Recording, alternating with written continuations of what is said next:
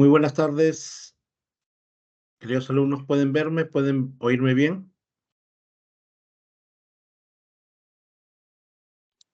Buenas tardes, sí, profesor. Muy bien. Hoy, 4 de agosto del 2023, iniciaremos la sesión número 14 en, en este aula número ay, 91, ciclo, turno tarde, ciclo ordinario virtual de la Universidad Nacional Mayor de San Marcos. Así que vamos a iniciar el día de hoy. Muy bien,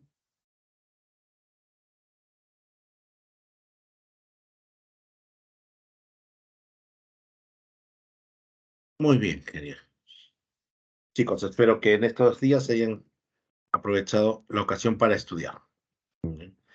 Muy bien, lo que vamos a ver hoy día es el sistema tributario. Como ya hemos visto en sesiones anteriores, el sistema tributario, como ya hemos visto en el sistema económico, el sistema monetario, el sistema financiero, un sistema es un conjunto de unidades, de elementos que interaccionan entre sí, ¿ya? Bajo un objetivo. Aquí no es diferente el sistema tributario. El sistema tributario, como dice acá, conjunto de instituciones, normas y principios que sirven de instrumento para la transferencia de recursos de las personas y empresas, ¿ya? Eh, perdón, claro, de la conjunto de instituciones, normas, principios, que vamos a revisar eso, que van a llevar o van a transferir los recursos de nosotros, las personas naturales y las personas jurídicas, las sociedades y empresas, al Estado, con el objeto de sufragar el gasto público. ¿Qué significa? El Estado necesita dinero, ¿ya? Y para funcionar. ¿Ya? Y esto tiene que ver con que el Estado necesita dinero, recursos para funcionar, ¿ok? Entonces, para funcionar, obtiene los recursos de las personas y las sociedades, en este caso personas jurídicas y naturales, ya que viven en su territorio, ya que son residentes, como vamos a ver más adelante. Entonces, miren este sistema tributario, código tributario, tributos, que son principios, normas, la administración tributaria, las instituciones que ven el tema del tema tributario, la SUNAT, municipalidad, el MEF, el Congreso, etcétera. Entonces, estos son los elementos del sistema tributario. La política tributaria, la administración tributaria y las normas tributarias o normas legales, ¿ya? Acá un poco que vamos a ver, vamos a explicar esto. Y esto lo podemos explicar acá, ¿ya? Pues, entonces no abrí el archivo para que ustedes puedan ver y diferenciar este concepto que no lo tienen muy en claro a veces.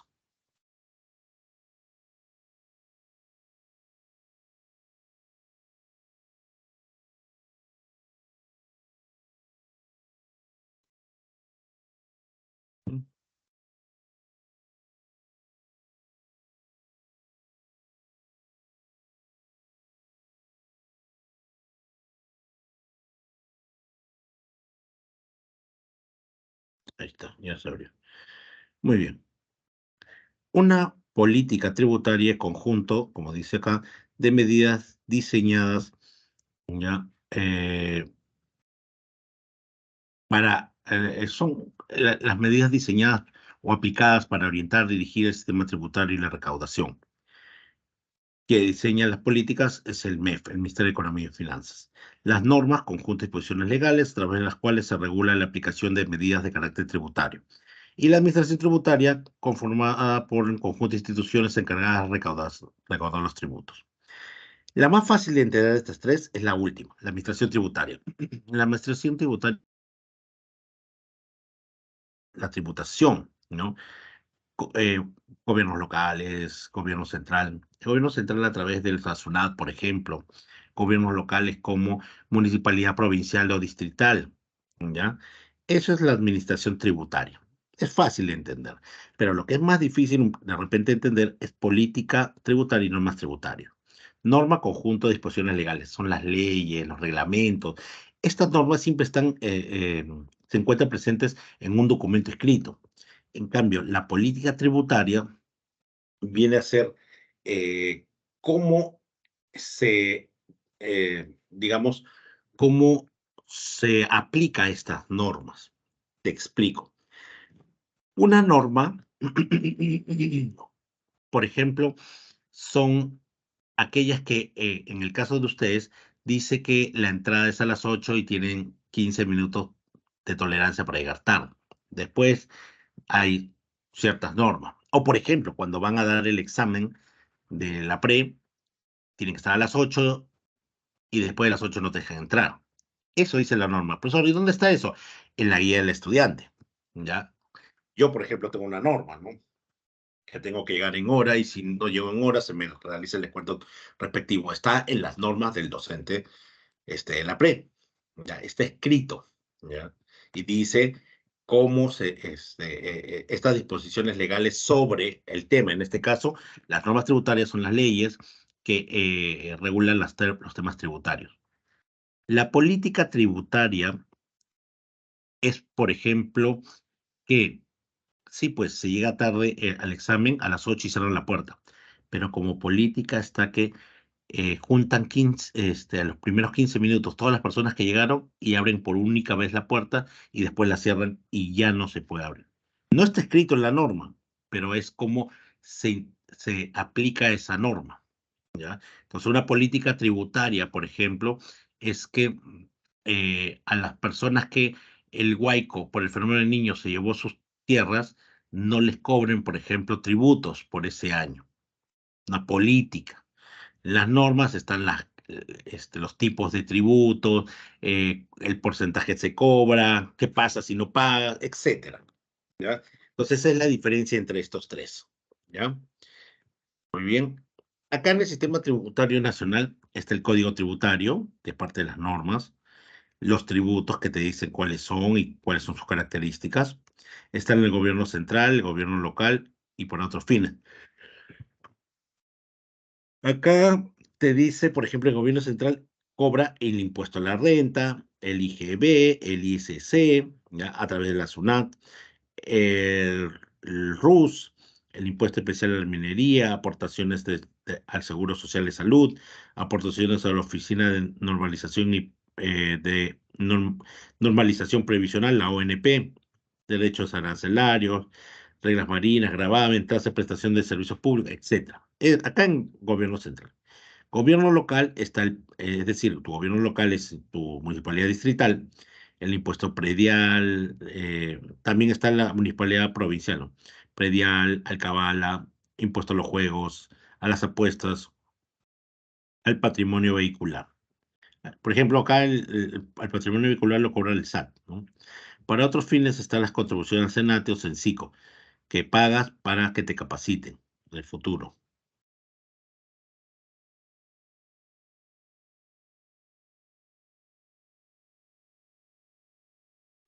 ¿Qué es el tributo? ¿Ya? Porque eso es lo que tenemos que saber. Son aportaciones obligatorias que los residentes de un país pagan al Estado a través de leyes específicas para que financie su actividad. Como ya sabemos, eh, el país, para que funcione, para que nos dé seguridad con su ejército, con la policía, para que nos dé servicios con sus instituciones eh, estatales, ¿ya? Necesita dinero para funcionar. Por eso los tributos son obligatorios. O sea, lo que damos al Estado se llama tributos en sus tres formas, impuestos, contribuciones y trazas. Con ese dinero funciona.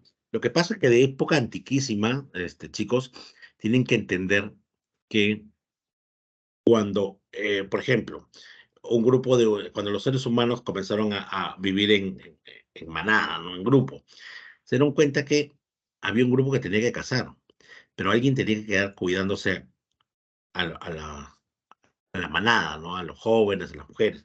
Y generalmente se lo daban al más fuerte o más inteligente, pero él no podía ir a cazar. Entonces los que cazaban por ese trabajo de dirigir al grupo le daban su tributo, ¿ok? ¿Ya? Le daban su tributo. Entonces, eso viene desde la época antiquísima, de los reyes de reyes, jefe vikingo, etcétera, ¿ya? Entonces, tienen que tener en cuenta eso. El Estado, para que funcione con todas sus instituciones, necesita dinero, ¿ya? ¿Ok? Y obviamente el tributo está normado en sus leyes. En toda constitución de cualquier país, uno de sus primeros capítulos está siempre el tema de la tributación. Y es obligatorio, no es un por favor, no es si tú quieres, no es un por favorcito, no, es obligatorio.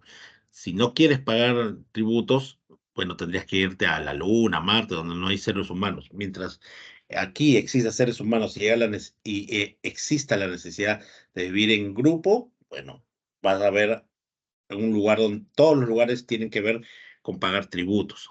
Ahora, ¿ya? ¿Por qué se dice el tema de los residentes? La palabra residentes lo van a ver de acá hasta el fin de ciclo. Un residente es aquel individuo que, ¿ya? Aquel individuo que, que vive en nuestro territorio, no importa la nacionalidad, ¿ya? Que vive en nuestro territorio, ¿ya? Cuando dice que vive en nuestro territorio y no importa la nacionalidad, no tiene que ser peruano, que tiene arraigo en el país. ¿Qué significa eso? Les voy a dar un ejemplo. Eh, ¿Ustedes conocen, señores, quién es Baruch Gitcher? De repente por el nombre no lo sacan. Bueno, Baruch Gitcher fue el fundador, fue dueño de lo que es ahora y se conoce como Frecuencia Latina, hoy, antes Canal 2, ¿ya? Pero de repente no lo conocen tanto.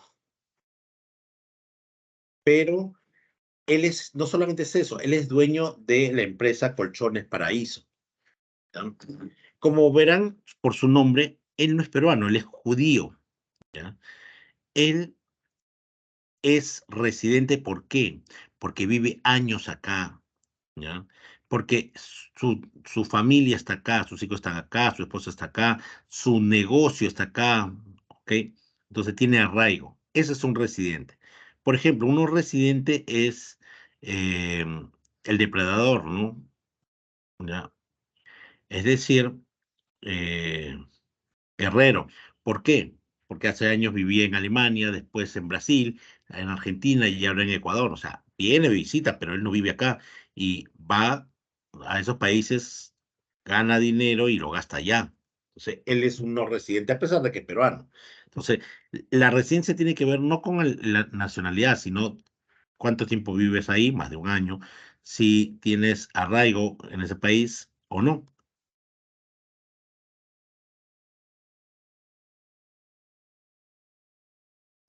Es uno de los tributos que genera progreso. Muy bien. Principios tributarios, legalidad, capacidad contributiva y no confiscatoriedad. Legalidad. Un tributo solo se puede crear o modificar o suprimir por una ley. ¿Ya? ¿Ok?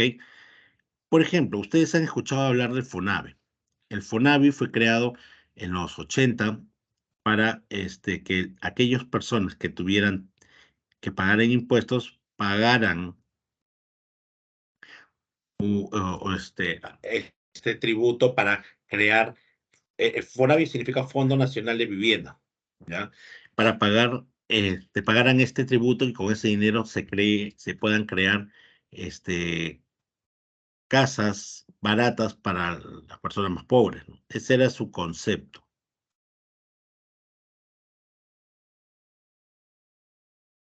Ya, entonces, eso es la legalidad. Por ejemplo, FONAVI creó este Fondo Nacional de Vivienda para que ese tributo lo pagaran aquellos que están en planilla y con eso se hacía casas baratas para los más pobres. Ahora bien, después de la depresión, digamos, el punto más bajo de la economía peruana, ¿ya? Con Alan García, dejaron de usar ese dinero para las casas y a alguien se le ocurrió decir, oye, yo daba ese dinero y siguen descontándome, pero no veo ninguna casa. Y le hicieron un juicio al Estado. Entonces fue cuando el Estado dejó, a través de una ley, ya la obligatoriedad de casarse. Muy bien. Entonces, se creó otra, o por ejemplo, se modificó esa ley, el Fonavit desapareció, ¿ya? Por eso, a través de otra ley se suprimió y se creó otro impuesto, porque se necesitaba ese dinero, ¿ya? El impuesto se llama ITF, Impuesto a las Transacciones Financieras. Entonces, como ven, solamente a través de leyes se crean, se suprimen o modifican los tributos, ¿ya? La capacidad contributiva. Prim- Primero, nunca te van a hacer pagar más de lo que tú puedes pagar.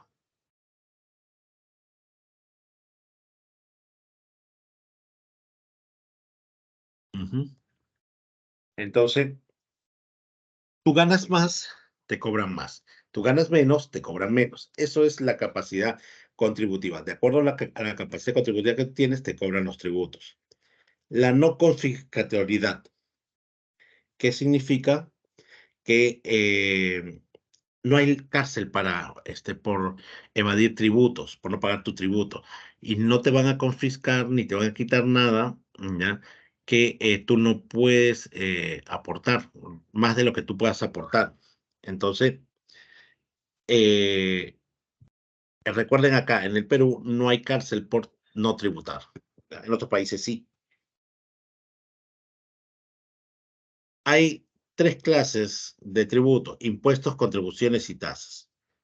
El impuesto es, al ser una clase de tributo, ¿ya? El impuesto al ser una clase de tributo, eh, digamos que es obligatorio también, ¿ya? Pero no solamente que es obligatorio, ¿ya? Sino que el impuesto viene a ser también de uso obligatorio para los residentes del país, pero el pagar este impuesto genera, ¿ya? Una, digamos que al pagar tú recibes algo de manera indirecta. O sea, el contribuyente recibe algo de manera indirecta. ¿Cómo que de manera indirecta, profesor? Es que lo que se hace con el impuesto es obra pública, entonces son obras para todos los peruanos. Con la plata de los impuestos hacen, a ver, por ejemplo, hacen carreteras, hospitales, postas médicas, etcétera. De repente yo me voy a Hilo y necesito ser atendido. Ya, como necesito ser atendido, ya, este, yo puedo usarlo, o sea, con los impuestos hacen obras, pero si yo voy, por ejemplo, a Hilo o paso por ahí y necesito atenderme, puedo atenderme porque pago mis tributos, ¿no? Es para todos, recuerden.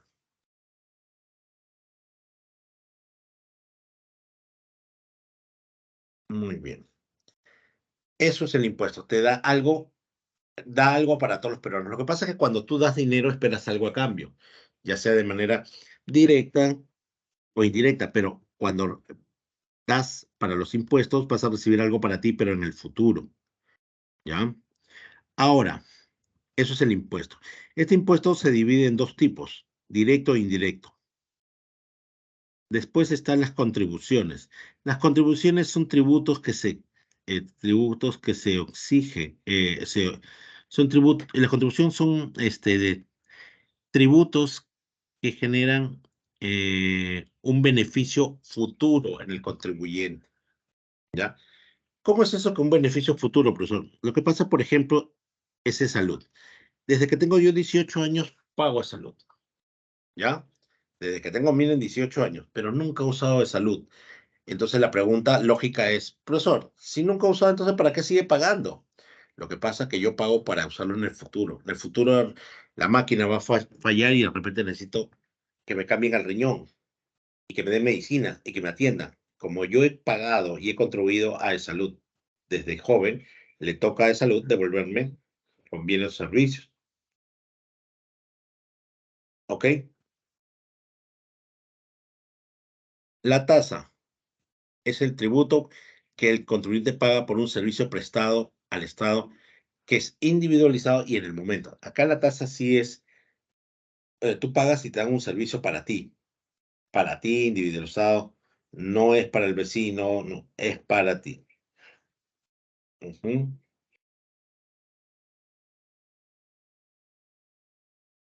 Entonces, la tasa se divide mientras que el impuesto se divide en impuesto directo e indirecto, la tasa se divide en tres, arbitrios, perdón, ¿ya?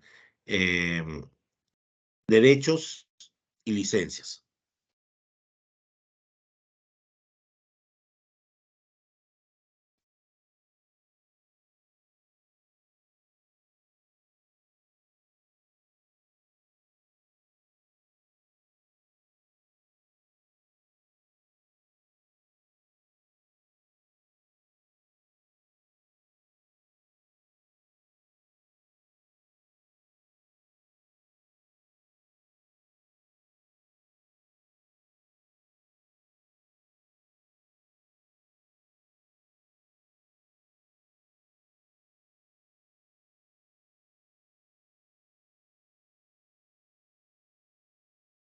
Uy, ay, ahí está.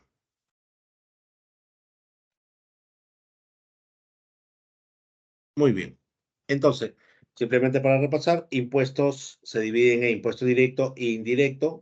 Los impuestos son un pago que realizas y el Estado te da un beneficio indirecto para todos los peruanos. El impuesto directo grava a los bienes que tú utilizas o compras, ¿no? Y a los ingresos que tú generas. El impuesto indirecto es el impuesto que pagas por un bien de consumo masivo. La contribución es el dinero que das por un beneficio futuro que da el Estado. Y la tasa es, obviamente, eh, el pago sobre un servicio, un bien individualizado propio del contribuyente. Y la tasa se divide en este, arbitrios, derechos y licencias. Hablemos de este impuesto. Como decíamos, pago obligatorio que realizan las personas naturales y jurídicas, empresas, personas, residentes del país y que no originan una contraprestación directa, porque es para todos los peruanos. Es que con los impuestos se hacen obra pública, colegios, postas médicas, etcétera. Son todos los que afectan ¿ya? Una persona natural o jurídica sin que participe un tercero, donde existe imposición de la renta y el patrimonio. El impuesto directo más conocido es el impuesto a la renta en sus 5 categorías, el impuesto predial, el impuesto vehicular y el impuesto de la cabala. Entonces, veamos el impuesto directo, impuesto a la renta en sus 5 categorías. La primera categoría, dice, se produce por el alquiler o cesión de bienes, muebles e inmuebles. Acá, el de renta de el de renta de primera categoría es para lo que es alquiler, arriendo o subarriendo, ¿ya? ¿Qué significa eso? ¿Ya? Significa que eh, si a ti te pagan, ¿ya? Por alquilar un bien y entra dinero a ti, ¿ya? Tú tienes que pagar el 5% del monto alquilado. Hay una cosa que tienen que entender, chicos, para que estén tranquilos. Eh, el Estado, por cualquier cosa que tú recibas dinero, una parte del Estado. Él es el gran jefe vikingo, el gran capo de capos. Si tú te compras algo o posees algo, una parte le tienes que pagar al Estado por eso. Ese concepto no tienes que olvidar. Entonces, aquí, ¿tú alguna vez has alquilado un cuarto o algo o tú alquilaste tu cuarto? Entonces, miren, por ejemplo, un alquiler de un segundo piso, 1.000 soles. Si tú recibes 1.000 soles, está entrando dinero, una parte del Estado, y es el 5%, que significa 50 soles, no es mucho tampoco. ¿Ya? El subarriendo es cuando yo alquilo, por ejemplo, una casa de playa por 3 meses, pero una semana no voy a ir y un fin de semana, toda una semana entera no voy a ir porque justo me sale un trabajo. ¿Ya? Entonces yo lo puedo subarrendar o subalquilar a otra persona. Y como está entrando dinero a mí, esa, una parte también del Estado. Esa es la primera categoría. De segunda categoría son las que reciben los dividendos por ser accionistas de su empresa. El segundo es lo que llamamos, este, como ejemplo, el ITF, el impuesto a las transacciones financieras. Si tú recibes dividendos de acciones o los intereses del bono, intereses por plazo fijo, o vendiste una casa, eres agente inmobiliario y un porcentaje de la venta te tocó, eso significa que tienes que pagar el de segunda categoría, el impuesto a las transacciones financieras, las ventas, ¿ok?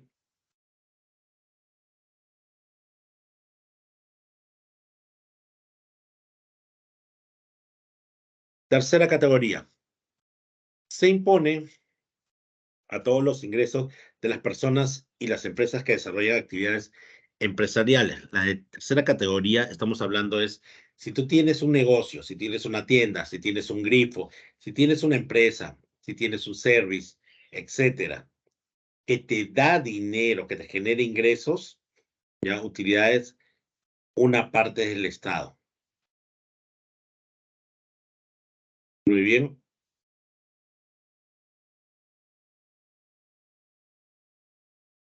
Mm. La de cuarta categoría, el Estado por dejarte trabajar en su territorio de manera independiente, porque lo de cuarta categoría es para los trabajadores independientes, por razón por honorarios, ya una parte es del Estado. Entonces, si eres un profesional independiente, cafetero, este, mm, carpintero, ¿no? eh, médico en su consultorio particular, un asesor, etcétera, ¿ya? Y tu trabajo no merita, pues, un contrato por más de un año, sino solamente un trabajo, digamos,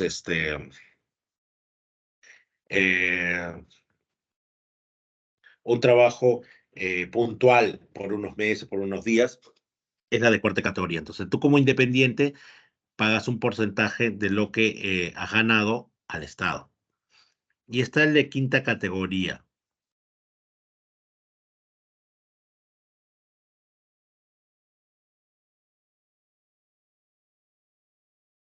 Como su nombre lo dice, el de quinta categoría tiene que ver con que el Estado te deja trabajar, ¿ya? Y esto está impuesto a las personas que están en planilla, que tienen un contrato vinculante por más de, un contrato vinculante eh, por más de un año y tiene todos los beneficios de ley. Entonces, aquel que está en planilla, una parte de ese dinero va al Estado.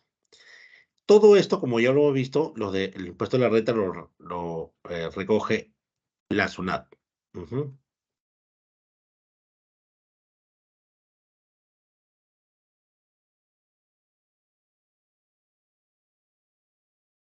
Por ejemplo, acá los influencers ya están siendo también puestos en la lista para que tributen, ¿no?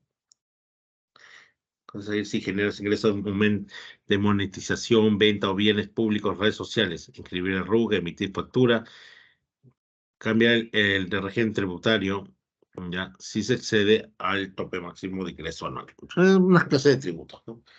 Acá un trabajador independiente, el otro es, son trabajos independientes, como fotógrafo, influencer, etcétera. Los otros impuestos, aparte del impuesto a la renta, está el impuesto eh, predial, ¿ya? El Estado por dejarte tener tu casa. El impuesto predial es lo que llega a su casa de la municipalidad de tu distrito, el famoso autovalúo, ¿ya? el Estado, por dejarte vivir en tu casa, ¿ya? Te cobra a través de la municipalidad distrital un porcentaje. El monto de acuerdo a la antigüedad, el año, etcétera.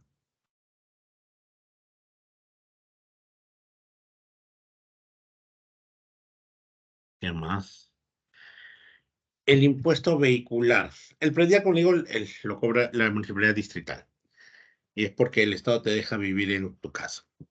El impuesto vehicular lo cobra el SAT, el Sistema de Administración Tributaria, y te cobra el 3% del valor de un auto nuevo, ¿ya? Mientras sea nuevo, ¿ok?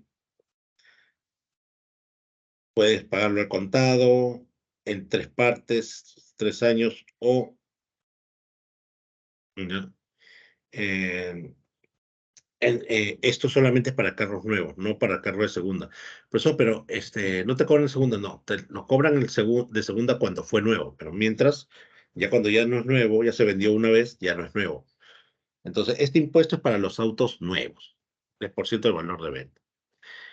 El impuesto al cabala es el monto que te cobra la municipalidad provincial, la provincia de Lima, en nuestro caso, por ejemplo. ¿Ya? Entonces, el impuesto en el cabala, ¿ya? Te cobra el Estado por dejar comprar una casa. O sea, mientras, como le pasó con el carro, el Estado por dejarte comprar una casa, ¿ya? Te cobra un porcentaje también, ¿ya? Que es el 3% del valor de venta.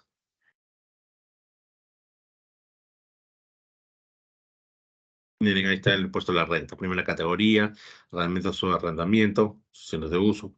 Segunda, venta inmuebles capital. Tercera, mm, ya, muy bien. Entonces, acá lo que hemos visto, arrendamiento sobre arrendamiento, la primera categoría. Segunda, venta de inmuebles con ganancia de capital, los ITF. Tercera categoría, empresa inmobiliaria, empresas en general, ¿no? Fábricas, tiendas, etcétera, grifos.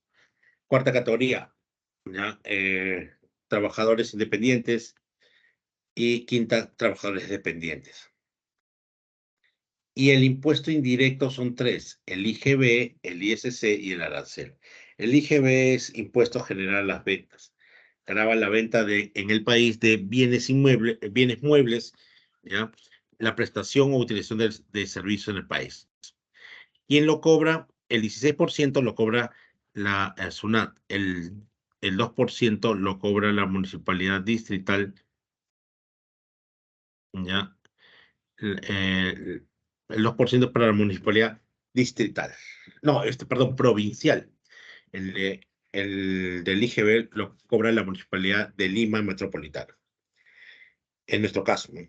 El ISC es el impuesto selectivo al consumo, que cobra el Estado por estos productos que estoy dejando, que son, ¿ya? El ISC se aplica a los bienes que el Estado considera de lujo: auto de lujo, cerveza, vinos, bebidas refrescantes, cigarro, champán, gasolina, etcétera. Ahora, no es que le cobran ICC en vez de IGB, no, le cobran el IGB y aparte el ISC para aquellos productos que el Estado considera prescindibles o de lujo. Y el arancel es que el Estado, por dejarme eh, comprar productos en el extranjero y venderlos acá, me cobra un porcentaje. Por eso algunos productos son tan caros, ¿no? Por ejemplo, el Play. El otro día estamos hablando y el Play te cuesta, con todo lo necesario para 2 jugadores, cuesta entre 1.000 o 1.200 dólares. Y realmente en Estados Unidos lo puedes comprar, ya, eh, a ver, 100, 200.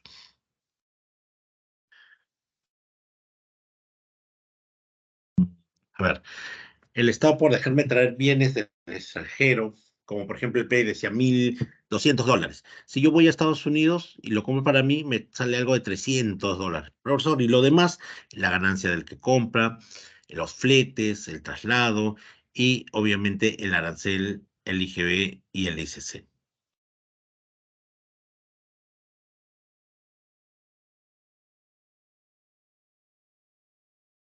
¿Cómo es el impuesto progresivo y el impuesto regresivo? Aumenta el porcentaje a pagar, disminuye el porcentaje a pagar. Son aquellos por los cuales los contribuyentes de mayores ingresos pagan proporcionalmente más que de los menores ingresos. ¿Ya? Cuando los aumentos pagan por renta, cuando se da ganancia o renta, ¿ya? Decrece el porcentaje de impuestos que debe pagarse sobre el total de las bases imponibles. Te explico. Por ejemplo, un impuesto progresivo es, yo gano 2.000 ahora y pago 8%, pero cuando gane encima de los 14.000 me van a cobrar 10%. Ese es el impuesto progresivo. Mientras más gane, más me cobran. En cambio, regresivo es al revés. Cuando no están en el baño, entonces hay que esperar el porcentaje.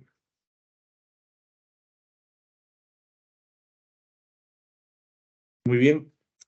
El impuesto regresivo es disminuir porcentaje. O sea, no es que pagues menos, en cambio el otro, oye, me aumenta el porcentaje y pago más. Es que, oye, estoy ganando más y el porcentaje disminuye. Si antes pagaba 8 y ahora gano más, te voy a cobrar por volumen solamente 100 y así sucesivamente. Hablemos de las contribuciones, ¿ya? ¿Ok? Las contribuciones, como les dije, es que te va a dar un beneficio en el futuro, ¿ya? Las contribuciones te dan un beneficio en el futuro. Ahora bien, ¿ya? Hay que entender, ¿ya? Que las contribuciones te pagas por un beneficio futuro, como les decía, es salud, ¿no? Yo pago salud ahora, desde que tengo 18 años, ¿no? A pesar de que tengo un seguro particular, ¿ya? Lo que va a generar es lo siguiente. Yo lo pago porque, como les decía, algún día seré viejito y necesito ser operado de la catarata del riñón. Me van a cubrir todo, ¿ya?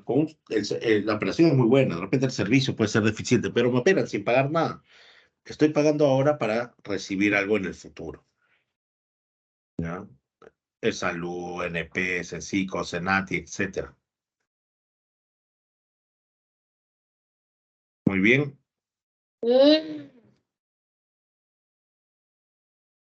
Tasas. Tributo cuya obligación tiene como hecho generador la prestación efectiva por el Estado de un servicio público individualizado en el contribuyente. ¿Ya? Entonces, la tasa vas a pagar algo ahora y te van a dar algo para ti, no en el futuro, no para todos los peruanos, sino para ti. Aquí está arbitrios, derechos y licencias. ¿Ya? Te explico. Los arbitrios, ¿ya? Es la otra parte del autovalúo. A tu casa te llega de la municipalidad el autovalúo. Una parte ya dijimos que es el impuesto predial, o sea, de lo que te cobra la municipalidad distrital por vivir ahí, ¿ya? Y la otra parte es el arbitrio municipal, que es la recolección, transporte, disposición y barrido de lo que es la limpieza pública, ¿ya? Entonces, tú pagas eso y están cogiendo tu basura, ya están arreglando tu parque, etcétera. Es para ti. Derechos, ¿ya? Derecho de duplicado DNI, derecho de emisión del DNI azul, derecho de licencia, ¿no? O sea, es un pago que va a ser para ti, con tus datos, ¿ya? Ahora, ¿ya? Ahora, un mensaje a ustedes, chicos. ¿Ya compraron su prospecto? No, profesor. Bueno, no se olviden de comprar, porque ahí no estás pagando por el temario de las cosas que van a venir al examen.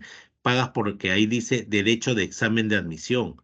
Algunos alumnos de la pre que están en el podio dicen, no, yo no voy a escribir porque voy a ingresar. Ok, vas a ingresar. El problema es y radica,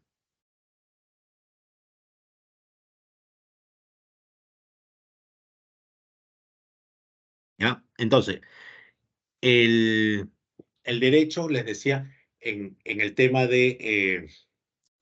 el prospecto dice derecho de examen de admisión. Por ejemplo, algunos alumnos creen que van a ingresar en la pre y de repente sí ingresan a la pre, pero si no han pagado por el prospecto que dice derecho de examen o ingreso derecho al ingreso al examen de admisión, no puedes entrar. Entonces tienes que comprar tu prospecto de todas maneras.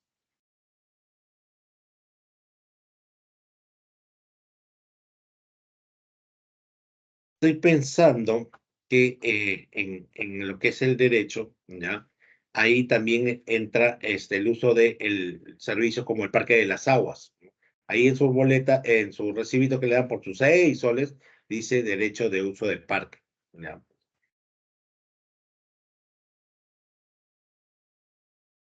Licencia. La licencia te lo otorgan, por ejemplo, a las tiendas, ¿ya?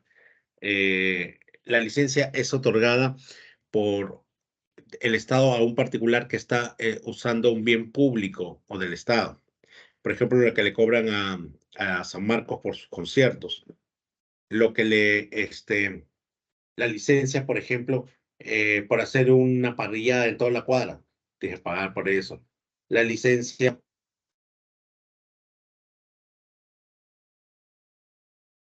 digamos que la licencia tiene que ver con, tú pagas y, por ejemplo, haces un concierto, estás haciendo una actividad para beneficio propio, entonces tienes que pagarle al Estado. Base tributaria. El gobierno aprobó medidas para aumentar la base. La base tributaria es el número de personas naturales y jurídicas que hoy en día este, pagan impuestos. Entonces, tú tienes que buscar medidas para que más gente pague impuestos, ¿no? Y así podrías bajarle la tasa. ¿Qué haces bajando la tasa ahora? Inflación. Ya, claro.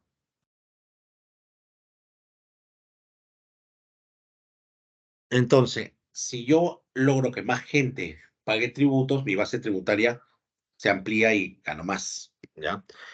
Lo que pasa es que el Estado no entiende que si eh, hay ¿cómo se llama? Ay, se me fue la idea. Em, Hay informales, ¿ya? Que quieren ser formales y te dice, ya quiero ser formal, y tú como Estado dices, bueno, de hace 10 años, desde que te creaste, hasta ahora tienes que pagar más y de aquí adelante pagar lo que necesitas. Entonces, si tú le dices eso al informal, el informal sigue siendo informal. Tienes que decirle, no, a partir de acá para adelante, que más gente pague tributos y así, si hay un número considerable, dejar de pagar. Muy bien. Presión tributaria. Ahí está la fórmula. Impuestos entre PBI. Te pongo más fácil. Es un indicador económico. La presión tributaria lo que te dice es del PBI, del total de riqueza que creaste en un periodo, ¿cuánto le corresponde a impuesto? Por eso la fórmula.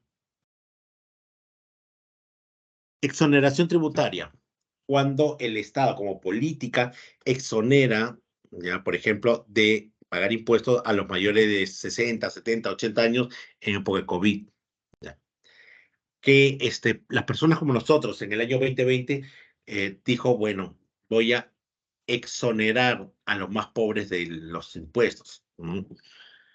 Etcétera, ¿no? Entonces la exoneración es exclusión, dispensa legal, ya, de la fabricación de la obligación tributaria, estableciendo orden público y salud.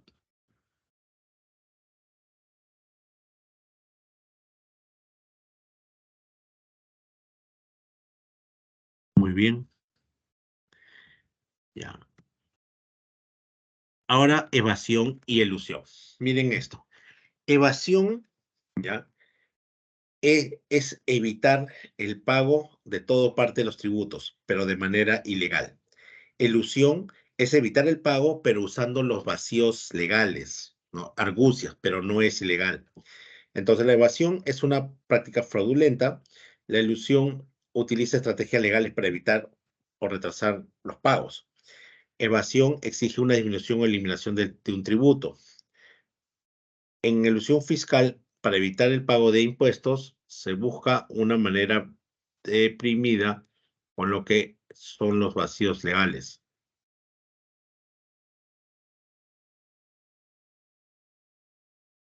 Muy bien. Evasión fiscal es un acto de corrupción, ¿ya? Evasión fiscal es disminuir o eliminar o dejar de pagar el tributo. Elusión, como digo, es evitar, ¿no? Con argucias, ¿ya? Con vacíos legales. Elusión fiscal busca asesoría de expertos.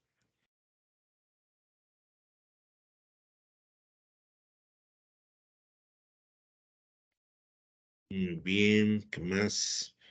Ah, es una falta de valor la evasión, ¿ya? En elusión, muchas empresas buscan hacerlo.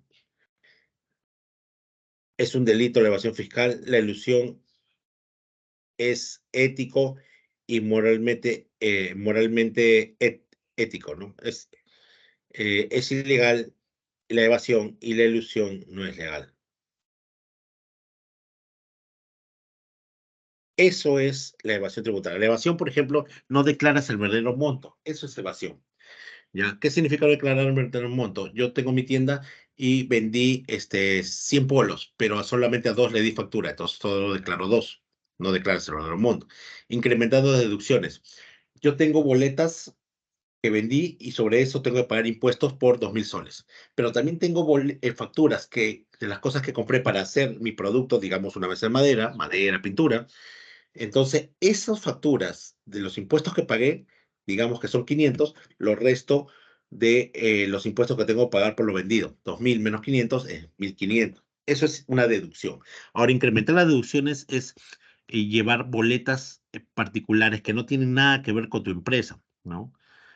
Por ejemplo, invitar a comer a una chica y pasarlo como factura por, no sé, eh, ay, ¿cómo se llama la palabra? Am, em, ah, deducción. Entonces, yo tengo que pagar 2.000 menos 500 es 1.500. Entonces, estoy deduciendo, pagando menos. Y tú sueles pagar menos, ¿ya? Sueles pagar menos cuando tienes que, por ejemplo, usas boletas o facturas de cosas o gastos particulares, ¿ya? Entonces, por ejemplo, había empresas que le decían a sus familiares que a la hora que echara gasolina, ¿ya? Pidiera factura y lo pasaba por la empresa, ¿ya? Entonces, al final, ya no son 500 de las cosas que yo necesito para crear el bien o servicios, sino llegan a ser 1.500 y 2.000 lo que tenía que pagar, al final pago 500. Entonces, estoy aumentando las deducciones y eso es evadir. No pagando las obligaciones, por último, no pagan las obligaciones, ¿no? ¿Ya? Por último y cierran la empresa, pero al evasor no le importa, ¿no? Crea otra empresa con otra razón social, ¿no? En cambio, la elusión, como les decía, es buscar reducir el pago total o parcial de los impuestos basándose en esos vacíos legales, esos huecos, ¿no? Que presenta la ley. Ahí tienen las funciones de la SUNAT, ¿no? Administrar el proceso de recaudación y fiscalización de los tributos internos. O sea, eh, administrar es recauda, lo administra, le entrega al Estado, ¿no? Fiscaliza significa verifica, cobra, ¿no? Que se haga ese pago, ¿ya? Controlar y fiscalizar el tráfico de mercancías, cualquiera sea su origen, ver que entre a través de las aduanas y no a través de otros lugares para no pagar tributos. Desarrollar programas de información y divulgación y capacitación de materia tributaria, ejercer actos de coerción necesarios para el cobro de deudas, como el cierre, por ejemplo, ¿no? Sancionar a quienes contravengan las disposiciones legales, ¿no? Ahora, el PGR, el Presupuesto General de la República, es el documento contable financiero donde se ponen los ingresos y egresos del Estado. Los ingresos fiscales se dividen en corrientes de capital, transferencia y financiamiento.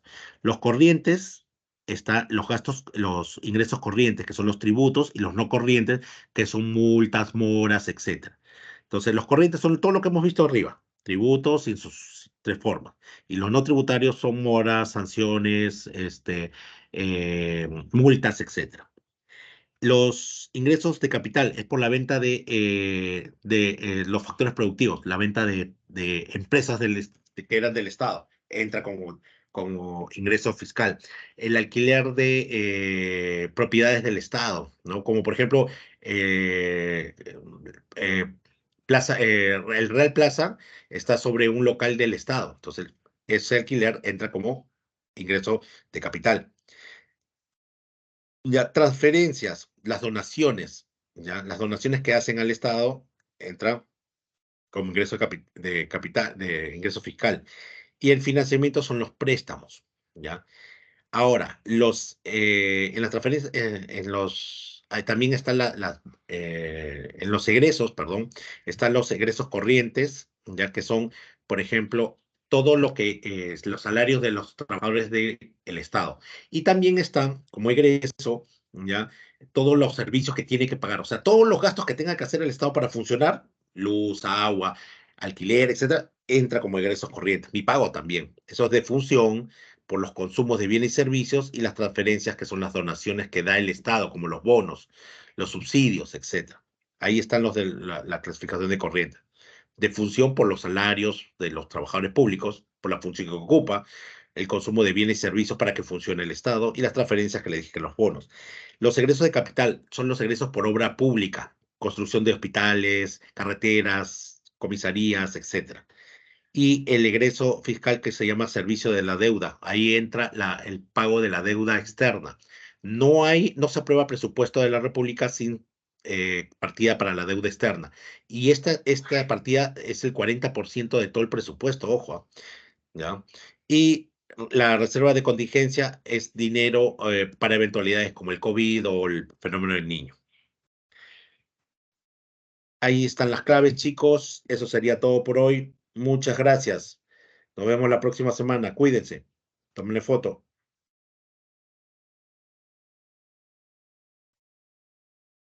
Gracias, profesor. De nada, cuídense, chicos.